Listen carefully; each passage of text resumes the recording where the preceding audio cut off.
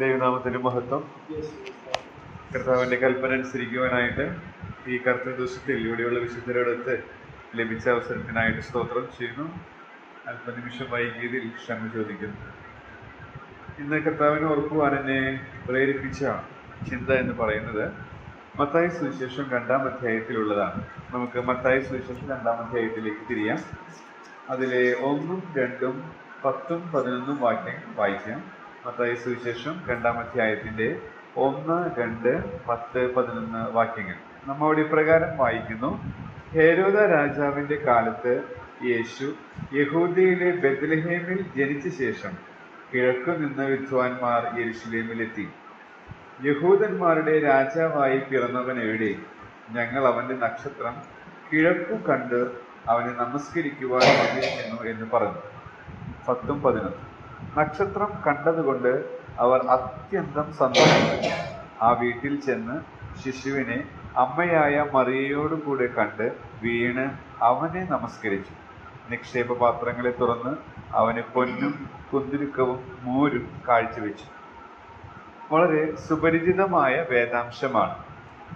കർത്താവിനെ ഓർക്കുവാനായിട്ട് എന്നെ ചിന്തിപ്പിച്ച 2 പദങ്ങൾ ഞാൻ നിങ്ങളുടെ ശ്രദ്ധയിലേക്ക് കൊണ്ടുവരുന്നു. ഒന്ന്, 2-ാം അധ്യായത്തിൻ്റെ 1-ാം വാക്യത്തിൽ കണ്ട കിഴക്കു നിന്ന് എന്നുള്ള പ്രയോഗമാണ്. കിഴക്കു നിന്ന്. മറ്റൊരു പ്രയോഗം 11-ാം വാക്യത്തിലാണ്, അവനെ നമസ്കരിച്ചു. ഞാൻ ഈ 2 പദങ്ങൾ എൻ്റെ ശ്രദ്ധയിൽ വന്നപ്പോൾ, കിഴക്ക് എന്ന് പറയുന്നത് ഈ ബെത്ലഹേമിൽ നിന്ന് കിഴക്ക് ഭാഗമാണ്. അപ്പോൾ അത് വളരെ ദൂരെയുള്ള ഒരു പ്രദേശമാണ്.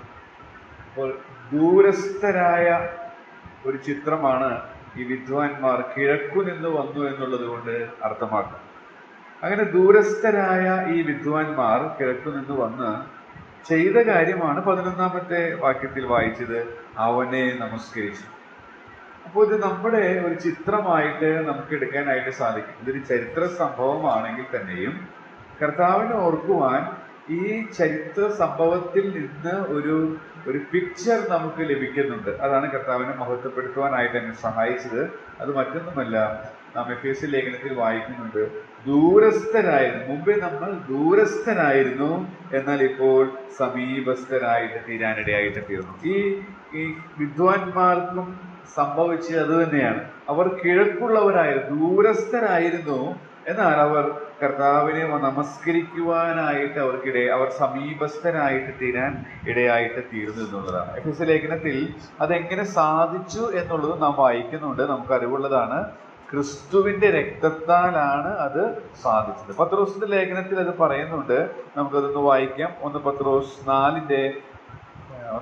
3:18 നാം ഇങ്ങനെ വായിക്കുന്നുണ്ട്, ക്രിസ്തുവും നമ്മെ ദൈവത്തോട് അടുപ്പിക്കേണ്ടതിന് നീതിമാനായി നീതി കെട്ടവർക്ക് വേണ്ടി പാപം നിമിത്തം ഒരിക്കൽ കഷ്ടം അനുഭവിച്ചു. അപ്പോൾ ദൈവത്തോട് അടുപ്പിക്കേണ്ടതിനായിട്ട്. അപ്പോൾ അതിന്റെ അർത്ഥം, ആ അടുപ്പിക്കുക എന്നുള്ള ക്രിയാപദം സൂചിപ്പിക്കുന്നത് നമ്മൾ അടുത്തുള്ളവരായിരുന്നില്ല, ദൂരസ്ഥരായിരുന്നു. മറ്റൊരാശയം അടുപ്പിക്കേണ്ടതിന് എന്നുള്ളതാണ്. അപ്പോൾ സ്വയമായി ആ ക്രിയാപദം എന്ന് പറയുന്നത് നമുക്കറിയാം, പാസീവ് വോയിസും ഉണ്ട്, ആക്റ്റീവ് വോയിസും ഉണ്ട്. കർത്താവിന് സബ്ജക്റ്റിന് പ്രാധാന്യം കൊടുക്കുന്നുണ്ട്, ഒബ്ജക്റ്റിന് പ്രാധാന്യം കൊടുക്കുന്നുണ്ട്. ഇവിടെ സബ്ജക്റ്റിന് പ്രാധാന്യം കൊടുക്കുകയാണ്. സബ്ജക്റ്റ് ചെയ്ത ഒരു ആക്ഷനാണ്. അതിന്റെ ഗുണഭോക്താക്കളായ ഒബ്ജക്റ്റായ നമ്മളൊന്നും ചെയ്യാനായിട്ട് സാധിക്കുമായിരുന്നില്ല. നമ്മെ ദൈവത്തോട് അടുപ്പിക്കേണ്ടത്, നമ്മൾ തന്നെ അടുത്ത് വന്നതല്ല, നമുക്കതിനുള്ള ശേഷി പാപം നിമിത്തം ഉണ്ടായിരുന്നില്ല. എന്നാൽ ദൂരസ്ഥരായിരുന്ന നമ്മെ സ്വയമായിട്ട് സമീപസ്ഥരാകുവാൻ ശേഷിയില്ലാതിരിക്കെ ദൈവം നമ്മെ ദൈവത്തോട് അടുപ്പിക്കുവാനിടയായി, അതിനുവേണ്ടി നമ്മുടെ അരുമനാഥൻ കഷ്ടം അനുഭവിക്കാനായിട്ട് ഇടയായിട്ട് തീർന്നു എന്നുള്ളതാണ്. മാത്രമല്ല, നാം നേരത്തെ കേട്ട ചിന്തയോടനുബന്ധിച്ചിട്ട് ഈ ഭാഗത്തൊരു ആശയമുള്ളത്, അതിൻ്റെ 3, 4 വാക്യങ്ങളിൽ നാം ഇങ്ങനെയാണ് വായിക്കുന്നത്, ഹേരോദ രാജാവ് അത് കേട്ടിട്ട് അവനും യെരുശലേം ഒക്കെയും ഭ്രമിച്ചു. 4-ാം വാക്യം ശ്രദ്ധിക്കുക, ജനത്തിന്റെ മഹാപുരോഹിതന്മാരെയും ശാസ്ത്രിമാരെയും എല്ലാം കൂട്ടിവരുത്തി ക്രിസ്തു എവിടെയാകുന്നു ജനിക്കുന്നത് എന്ന് അവരോട് ചോദിച്ചു. അപ്പോൾ മഹാപുരോഹിതന്മാരും ശാസ്ത്രിമാരും എന്ന് പറയുന്നത് ദൈവത്തിന്റെ സ്വന്തം ജനമാണ്. എന്നാൽ സ്വന്തത്തിലേക്ക് വന്ന കർത്താവിനെ അവർക്ക് മനസ്സിലാക്കാനായിട്ട് സാധിച്ചില്ല. നാം യോഹന്നാന്റെ സുവിശേഷത്തിൽ വായിക്കുന്നുണ്ട്, അവൻ സ്വന്തത്തിലേക്ക് വന്നു, സ്വന്തമായവരും അവനെ കൈക്കൊണ്ടില്ല. എന്നാൽ അവനെ കൈക്കൊള്ളുവാനും അവന്റെ നാമത്തിൽ വിശ്വസിക്കുവാനും നമുക്ക് കൃപയാൽ ഭാഗ്യം ലഭിച്ചു. ഈ രണ്ട് ആശയങ്ങളാണ് ഈ ചരിത്ര ഭാഗം വായിച്ചപ്പോൾ എൻ്റെ മനസ്സിലേക്ക്. ഒന്ന്, ആ വിദ്വാൻമാരെ പോലെ നാമും ദൂരസ്ഥരായിരുന്നു. ദൈവത്തോട് തനിയെ അടുക്കുവാൻ നമുക്ക് കഴിയുമായിരുന്നില്ല. എന്നാൽ ദൈവം താൻ തന്നെ നമ്മെ ദൈവത്തോട് അടുപ്പിക്കാനിടയായിട്ട് തീർന്നു. മാത്രമല്ല, ഇവിടെ ജനത്തിന്റെ മഹാപുരോഹിതന്മാര്, ശാസ്ത്രം, അവരൊക്കെ 39 പുസ്തകങ്ങളുള്ള പഴയ നിയമം അരച്ച് കലക്കി കുടിച്ചവരാണ്. പക്ഷെ ആ സ്വന്തത്തിലേക്ക് വന്ന് അതിൽ എഴുതിയിരിക്കുന്നവനെ കുറിച്ച് അവൻ അവരെ രക്ഷിക്കാനായിട്ട് വന്നപ്പോൾ അവനെ കൈക്കൊള്ളാനായിട്ട് അവർക്ക് സാധിച്ചു. എന്നാൽ കാലാകാലങ്ങളിൽ നാം സുവിശേഷങ്ങളിൽ വായിക്കുന്നത്, പ്രത്യേകിച്ച് ക്രൂശീകരണത്തോടുള്ള ബന്ധത്തിൽ ഇവനെ ഞങ്ങൾക്ക് വേണ്ട എന്നാണ് പറയുന്നത്. എന്നാൽ കാലാകാലങ്ങളിൽ ഇവനെ ഞങ്ങൾക്ക് വേണം എന്ന് പറയാനുള്ള വലിയ കൃപ നമുക്ക് ലഭിച്ചു എന്നുള്ളതാണ്.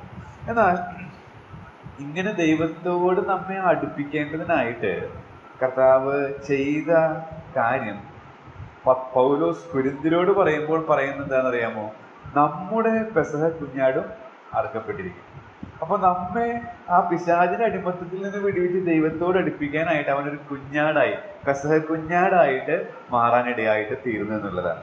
ആ പെസഹ കുഞ്ഞാട് എന്നുള്ള ചിത്രം കർത്താവ് നമ്മെ അടുപ്പിച്ചതിന്റെ ആഴം മനസ്സിലാക്കാൻ നമ്മെ സഹായിക്കും. നമുക്കറിയാം, പഴയ നിയമത്തിലെ പെസഹ കുഞ്ഞാട്, ആ പെസഹ കുഞ്ഞാടിനെ കുറിച്ച് നമ്മൾ ചിന്തിക്കുമ്പോൾ അതിനെ കൊന്നതിന് ശേഷമാണ് തീയിലിട്ട് ചുടുന്നതും കുടുംബങ്ങൾ അത് കഴിക്കുന്നതും. എന്നാൽ നമ്മുടെ പെസഹ കുഞ്ഞാടായ ക്രിസ്തുവോ തീയിലിട്ട് ചുട്ടതിന് ശേഷമാണ്, അർത്ഥാൽ ദൈവത്തിന്റെ ന്യായവിധിയിലൂടെ കടന്നുപോയതിന് ശേഷമാണ്, അർത്ഥാൽ എന്റെയും നിങ്ങളുടെയും മുഴുലോകത്തിന്റെയും പാപത്തിന്റെ ശിക്ഷ മുഴുവൻ അവന്റെ മേൽ ചുമത്തപ്പെട്ട് അത് അവൻ അനുഭവിച്ച് തീർത്തതിന്റെ ശേഷമാണ്, പഴയ നിയമ ഭാഷയിൽ പറഞ്ഞാൽ തീയിലിട്ട് ചുട്ടതിന് ശേഷമാണ് അവനെ കൊല്ലുവാൻ ഇടയായിട്ട് തീർന്നത്. വീണ്ടും ആ പെസഹ കുഞ്ഞാടിനെ കുറിച്ച് നാം ഓർക്കുമ്പോൾ നമ്മെ ദൈവത്തോട് അടുപ്പിക്കാനായിട്ട് കർത്താവ് ചെയ്തതിന് ആഴം മനസ്സിലാകും. നമുക്കറിയാം, പെസഹ കുഞ്ഞാടിനെ അറുക്കുകയാണ് ചെയ്യുന്നത്, ഒരൊറ്റ വെട്ടുമതി.